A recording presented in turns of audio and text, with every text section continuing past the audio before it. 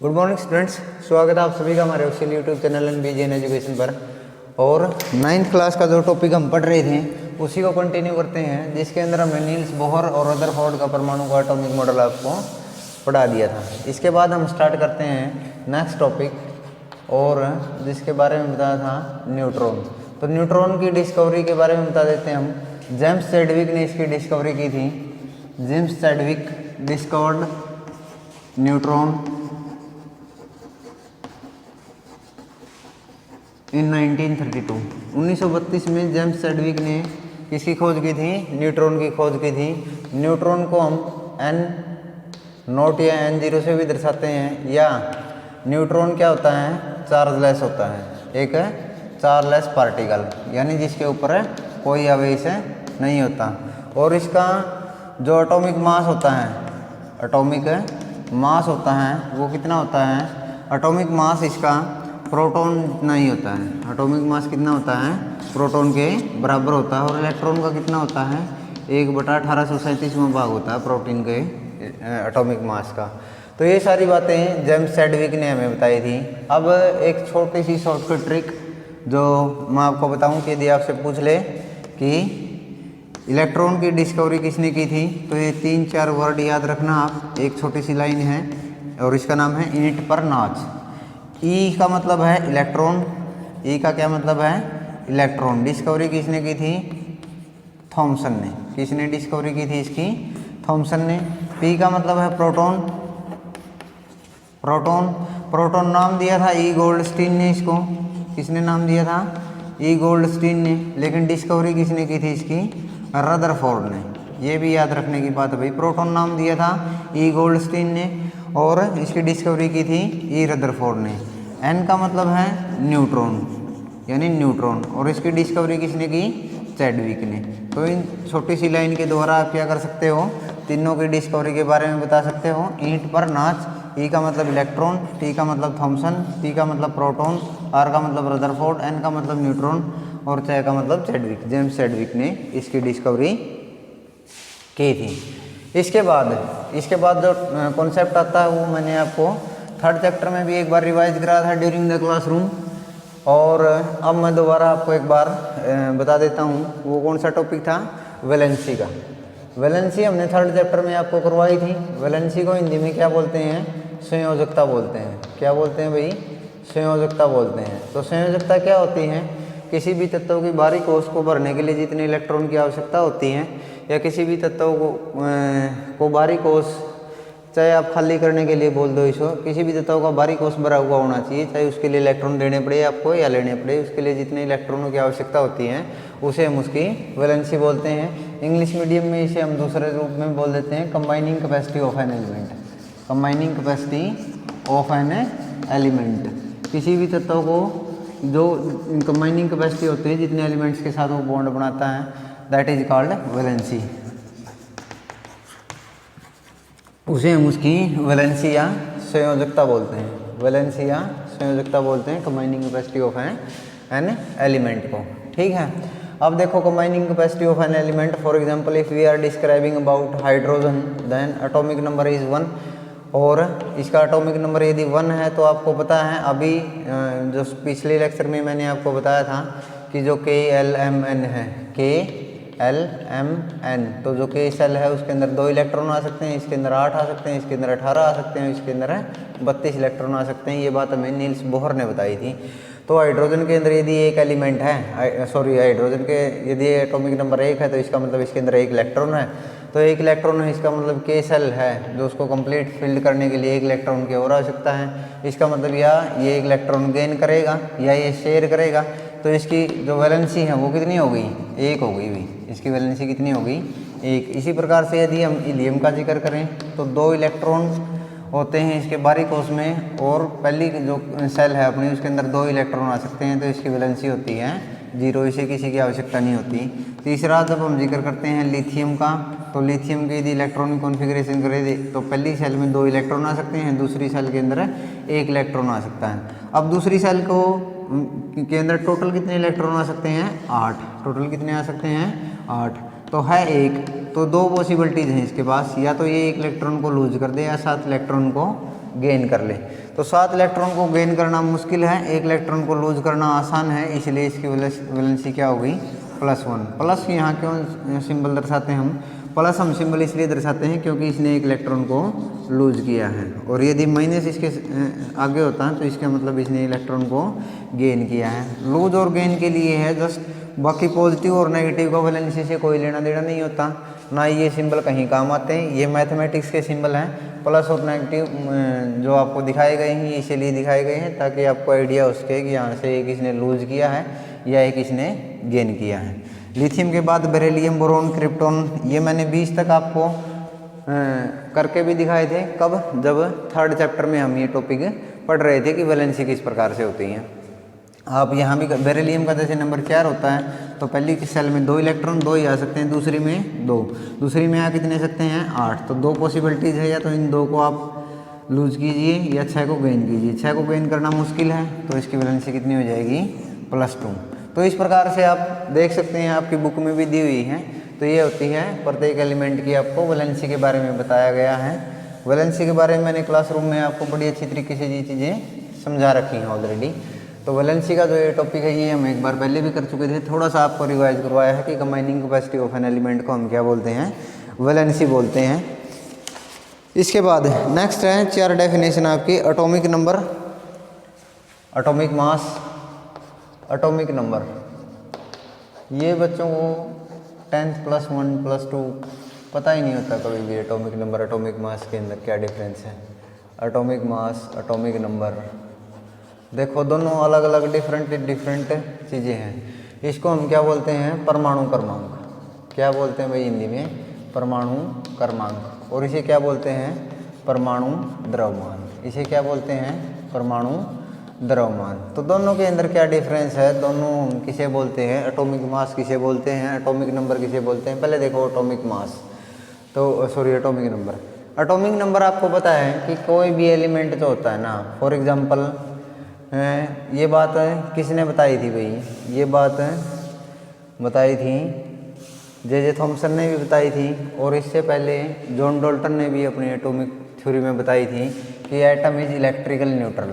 Atom is electrically neutral, कि जो atom है वो क्या होता है, इलेक्ट्रिकली न्यूट्रल होता है, यानी परमाणु आवेशहीन होता है, उसके ऊपर कोई भी चार्ज नहीं होता। यानी ये जो एटम है ये क्या होता है, चार्जलेस। इसका मतलब क्या है भाई, इसका मतलब है कि एटम इज इलेक्ट्रिकली न्यूट्रल। इसका मतलब है कि एटम के ऊपर कोई भी आवेश नहीं होता। जब एटम के ऊपर कोई भी आवेश नहीं होता तो इसका मतलब ना ही इसके ऊपर पॉजिटिव चार्ज, ना ही इसके ऊपर है नेगेटिव चार्ज। अब पॉजिटिव चार्ज किसके ऊपर होता है, पॉजिटिव चार्ज होता है प्रोटॉन के ऊपर, और नेगेटिव चार्ज किसके ऊपर होता है, नेगेटिव चार्ज होता है इलेक्ट्रॉन के ऊपर। यानी यदि इनके ऊपर चार्ज नहीं होता, लेकिन प्रोटॉन और इलेक्ट्रॉन तो एटम के अंदर होते हैं, प्रोटॉन और इलेक्ट्रॉन तो एटम के अंदर होते हैं। प्रोटॉन को तो आपको पता है न्यूक्लियस के अंदर रहते हैं प्रोटॉन, और इलेक्ट्रॉन के चारों ओर रिवॉल्व करते हैं इन द सेल्स, कक्षाओं में। तो प्रोटॉन और इलेक्ट्रॉन जब एटम के अंदर होते हैं लेकिन एटम के ऊपर कोई आवेश नहीं होता, तो इसका मतलब क्या है कि किसी भी एलिमेंट में जितने प्रोटॉन होते हैं उतने ही क्या होते हैं, इलेक्ट्रॉन होते हैं। अब जितने प्रोटॉन होते हैं उतने ही इलेक्ट्रॉन होते हैं, तो इसका क्या मतलब है, जितना उसके ऊपर पॉजिटिव चार्ज है इतना ही उसके ऊपर नेगेटिव चार्ज, और पॉजिटिव नेगेटिव यदि नेट चार्ज को जोड़े तो नेट चार्ज आएगा इसका 0। तो इसलिए जो एटम होता है वो इलेक्ट्रिकली क्या होता है, न्यूट्रल होता है, चार्जलेस होता है। ठीक है, ये चीज़ मैं एक बार और बताऊँ आपको कि जो आपका जॉन डाल्टन था उसके जो एटॉमिक मॉडल था, जो उसके पोस्टुलेट थे डाल्टन की एटॉमिक थ्योरी के, उसके अंदर भी था कि एटम जो है वो इलेक्ट्रिकली न्यूट्रल होता है। इलेक्ट्रिकली न्यूट्रल का मतलब क्या है, ना ही उसके ऊपर पॉजिटिव चार्ज ना ही उसके ऊपर है नेगेटिव चार्ज। जब उसके ऊपर ना ही पॉजिटिव चार्ज ना ही नेगेटिव चार्ज, लेकिन उसके अंदर प्रोटॉन और इलेक्ट्रॉन तो होते हैं। प्रोटॉन और इलेक्ट्रॉन यदि होते हैं तो इसका मतलब कब नहीं आएगा चार्ज, जब नहीं आएगा जब प्रोटॉन की संख्या और इलेक्ट्रॉन की संख्या दोनों क्या हो, बराबर हो। तो इसीलिए एटम जो है वो क्या होता है, इलेक्ट्रिकली न्यूट्रल होता है। और इसी बात को बताने के लिए, या थोड़ी सी आपके बात ये ध्यान रह जाए, मैंने एटॉमिक नंबर की डेफिनेशन को इतना लंबा खींचा है क्योंकि एक एलिमेंट में जितने प्रोटॉन होते हैं उतने ही उस एलिमेंट में क्या होते हैं, उतने ही उसके अंदर इलेक्ट्रॉन होते हैं। जितने प्रोटॉन होते हैं उतने ही उसके अंदर क्या होते हैं, इलेक्ट्रॉन होते हैं तो हम एटॉमिक नंबर किसे बोलेंगे? The number of electrons, number of electrons. अब जितने इलेक्ट्रॉन होते हैं उतने ही क्या होते हैं? प्रोटॉन भी होते हैं। और क्या लिख सकते हैं हम? प्रोटॉन भी लिख सकते हैं। नंबर ऑफ इलेक्ट्रॉन्स और प्रोटॉन्स, ठीक है, समझ गए? यानी दोनों में से कोई एक, ये नहीं कि दोनों का जोड़, समझ गए ना बात को? For example if we are considering about hydrogen atom then it means 1 electron and 1 proton present in it, then the atomic number of hydrogen is 1। इसलिए इसका हाइड्रोजन का नंबर 1 होता है क्योंकि इसके अंदर एक ही प्रोटॉन होता है और एक ही क्या होता है? इलेक्ट्रॉन होता है। एक ही क्या होता है? इलेक्ट्रॉन होता है। तो इसलिए मैंने ये चीज़ें आपको पहले भी बताई थी, एक बार दोबारा फिर रिवाइज करा देता हूँ कि नंबर ऑफ इलेक्ट्रॉन्स और प्रोटॉन्स प्रेजेंट इन एलिमेंट।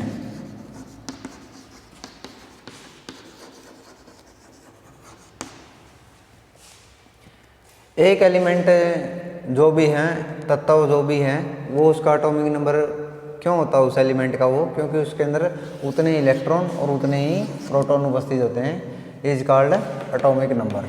एक तत्व में जितने प्रोटॉन या इलेक्ट्रॉन उपस्थित होते हैं वो उसका एटॉमिक नंबर या परमाणु क्रमांक कहलाता है, समझ गए? और दूसरा atomic mass. Atomic mass, atomic मास का मतलब क्या है? परमाणु द्रव्यमान। परमाणु द्रव्यमान, तो परमाणु द्रव्यमान क्या होता है भाई? आपको पता है कि नंबर ऑफ प्रोटॉन्स और इलेक्ट्रॉन्स ये तो क्या होते हैं? बराबर होते हैं। जब इसके अंदर हम न्यूट्रॉन्स का ऐड कर देते हैं, न्यूट्रॉन्स को ऐड कर देते हैं तो इन दोनों का जो सम होता है वो क्या होता है? Atomic mass. Atomic mass. तो इसको यदि डिफाइन करें तो किस प्रकार करेंगे? द सम ऑफ प्रोटॉन और इलेक्ट्रॉन, प्रोटॉन और इलेक्ट्रॉन यानी प्रोटॉन इलेक्ट्रॉन में से कोई एक, the sum of neutron, the sum of neutron with proton और इलेक्ट्रॉन, यानी न्यूट्रॉन का जोड़ किसके साथ? प्रोटॉन या इलेक्ट्रॉन में से किसी एक के साथ। जितना आएगा वो उसका क्या होगा? परमाणु द्रव्यमान होगा। क्या होगा? परमाणु द्रव्यमान या परमाणु भार। ये दोनों चीजें देखो, इसके अंदर तो प्रोटॉन और इलेक्ट्रॉन की संख्या को बोलते हैं और इसके अंदर क्या बोलते हैं? प्रोटॉन या इलेक्ट्रॉन, इनकी संख्या तो बराबर ही होती है। प्रोटॉन या इलेक्ट्रॉन इन दोनों की संख्या तो क्या होती है? बराबर ही होती है। उसके अंदर जब हम क्या जोड़ देते हैं? न्यूट्रॉन की संख्या को जोड़ देते हैं तो वो उसका एटॉमिक मास, एटॉमिक परमाणु द्रव्यमान होता है। इसके बाद दो डेफिनेशन और हैं आपकी इस चैप्टर में, और वो होती हैं आइसोटॉप्स और आइसोबार। आइसोटॉप्स और आइसोबार। देखो आइसोटॉप्स किसे बोलते हैं? आइसो का मतलब होता है सेम, आइसोटॉप्स, ठीक है, समझ गए? यानी हिंदी में बोलते हैं हम इसको समस्थानिक। समस्थानिक। यदि संधि विच्छेद करें तो क्या होगा? सम का मतलब एक ही जगह पर स्थान पर, एक ही स्थान पर जो आते हैं उसे हम क्या बोलते हैं? समस्थानिक। For example if we are discussing about hydrogen, तो हाइड्रोजन के 3 आइसोटोप होते हैं, 1H1, 1H2 और 1H3, ठीक है।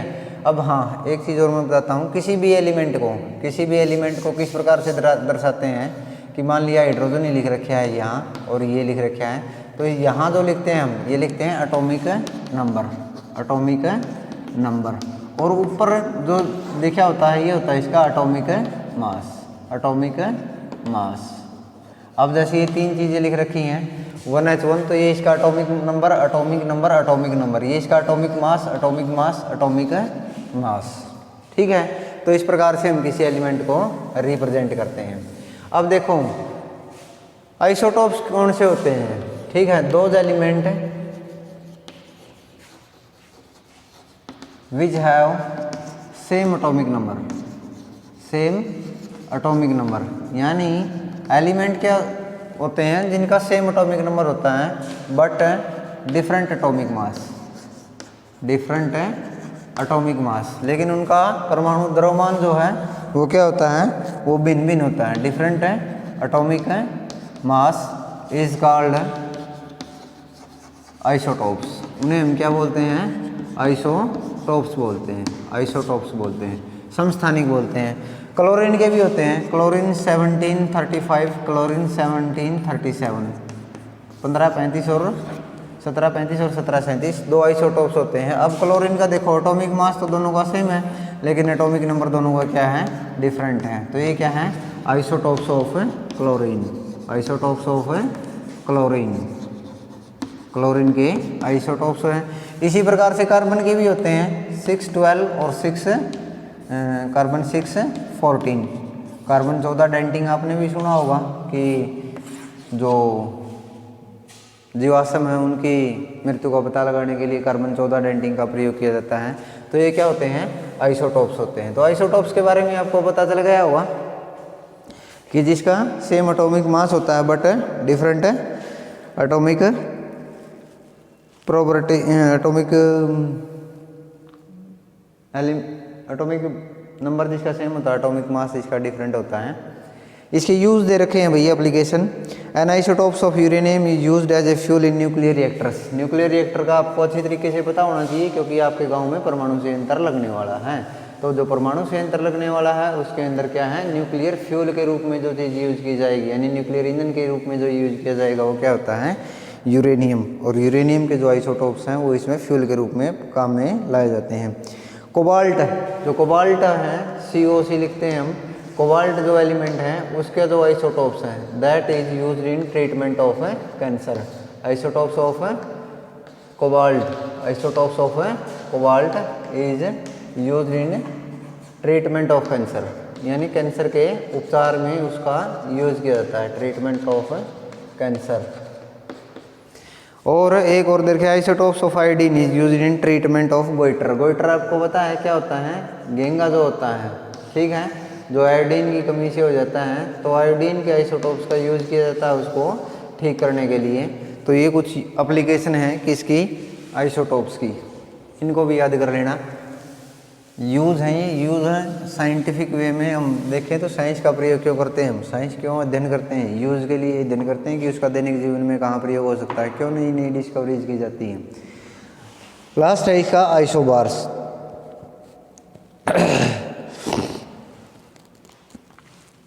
तो आइसोबार्स बिल्कुल इसके थोड़े से अपोजिट होते हैं। आइसोबार्स यानी समबारिक, यदि इसकी हिंदी करें तो हम क्या है, समबारिक। जैसे हम यदि जिक्र करें आर्गन और कैल्शियम का, आर्गन और कैल्शियम का एटॉमिक नंबर इसका होता है 18 और इसका होता है 20, लेकिन मास नंबर दोनों का क्या होता है, 40 होता है। ठीक है, समझ गए। यानी those element which have different atomic number, different atomic number but same atomic mass, जिसका परमाणु बाहर क्या है, वो एक जैसा होता है लेकिन उसका मास नंबर डिफरेंट होता है, उन्हें हम क्या बोलते हैं, आइसोबार्स बोलते हैं, समबारिक बोलते हैं उनको। तो ये विद्यार्थियों आपका चैप्टर यहाँ समाप्त होता है, आइसोटॉप्स आइसोबार के उपरांत। और पढ़ते हैं नेक्स्ट चैप्टर को अपने नेक्स्ट वीडियो सेशन में। थैंक्स, शुभ रात्रि, एंजॉय योर